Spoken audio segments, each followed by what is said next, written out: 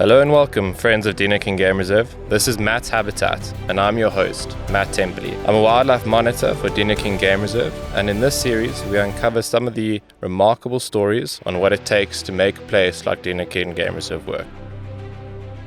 Coming to you from the heart of Dinokeng Game Reserve, alongside this beautiful waterhole. Answer the sky, basically. Yaku, welcome to the podcast. Can you maybe explain to us who you are, what your background is, and what your position is? Thank you, Matt. I'm Jaco Naude. I'm going for 10 years in the reserve at this stage, and at this moment I'm the head of the APU unit. Yaku, being head of the anti-poaching unit must come with quite a bit of responsibility and duties. I was hoping you could tell us a little bit more about that. What responsibilities do you have, and how many people do you manage? What facets of the anti-poaching unit do you manage? Yeah, Matt, at this stage we are about 11 strength, the team. Our number one is to look after our animals in the reserve. And doing our snare sweeps, look that our rhinos are all safe.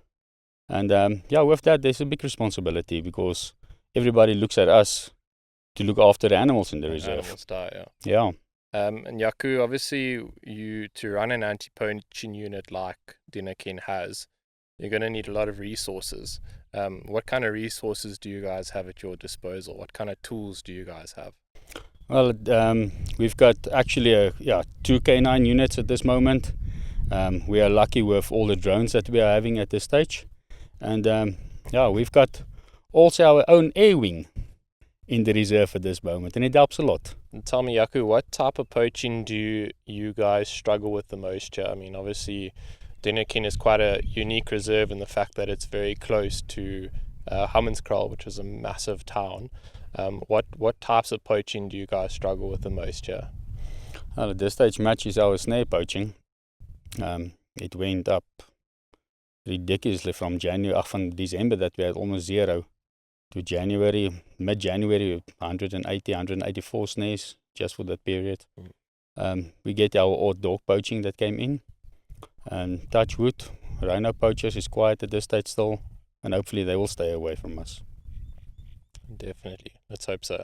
And, snaring, I think a lot of people don't quite understand it, and don't quite understand how devastating it can be to an environment like Dinokeng. Can you tell us a bit more about how the snares work? And obviously they're not species specific, but they're not discriminatory when it comes to what animals get caught in them. No, but it is depending on what kind of snares they set out. But most of the time you can see on the snare, or are they going for big animals or small animals, depend on the cable that they use. A few years ago we lost the elephant lost a piece of a trunk because of a snare.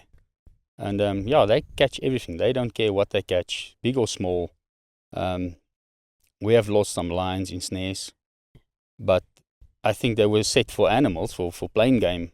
Yeah. But then you get your lions in there and your cheetahs in there. Yeah. With the lions and cheetahs, obviously, they wouldn't use the meat for that. But would bones and stuff be sold on the black market? Yeah, they will go for muti. So it's also an incentive for them to poach those animals. But sometimes they set a few snares and they don't come back. So it's a waste. There's always that thing, Yeah, no, it's unfortunately it's a massive problem across the whole of Africa, and it's a socio-economic thing where you're going to have poverty, you're going to have poaching, and I think a lot of these places, anti-poaching units are key to these kind of wild spaces and keeping the environment snare-free or poacher-free. So I think it's really important what you guys are doing, and obviously, I mean, if you guys weren't here, nothing of this would be around. Especially for us, everybody knows our western boundary is Hammanskraal and Kekana and those places. It's a huge community area. And a lot of mouths to feed. Yes, and everybody knows in South Africa the jobs. There's not a lot of jobs. So for them it's easy money to come and do it in the reserve.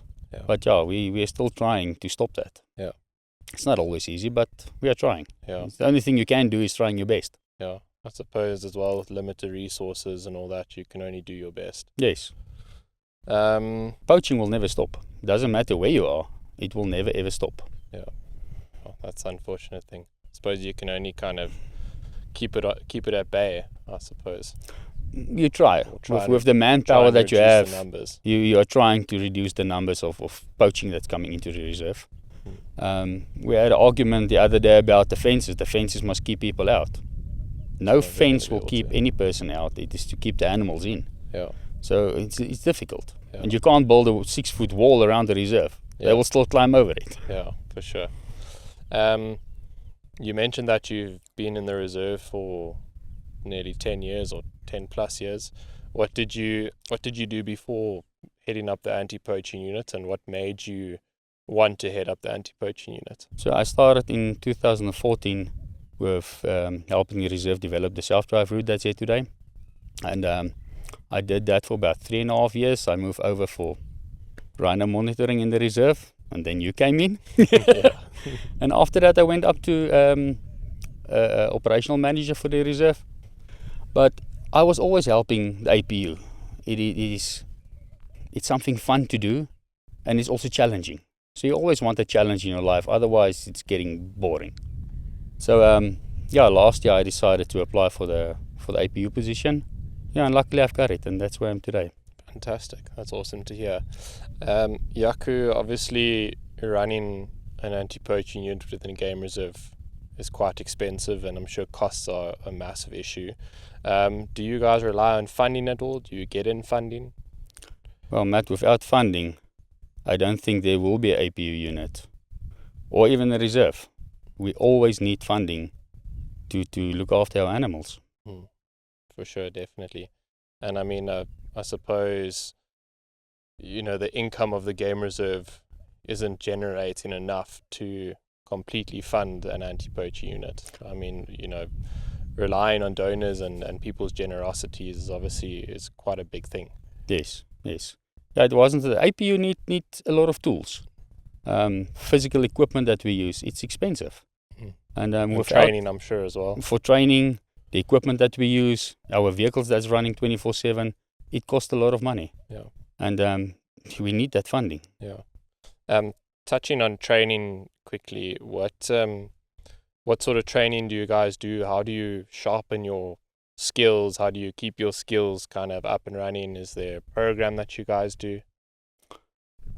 We're always trying to get the best we can for what we can get. We were lucky for the last, let's say, year. There's a group of Switzer guys that came in, 22nd Wildlife, and they're helping us with first aid training, how to arrest, vehicle searches, all that stuff that help my people to grow themselves, and it helps. So you'd say it's paid off, and it's Yes, definitely helped a lot. it helps. Good stuff. Just a few last questions before we end. If there's one thing that you would like people to know about Dinokeng Game Reserve, what would it be? Well, we are unique. We are the only Big 5 reserve in Gauteng, and it is in the heart. It is 45 km from Pretoria, from the airport.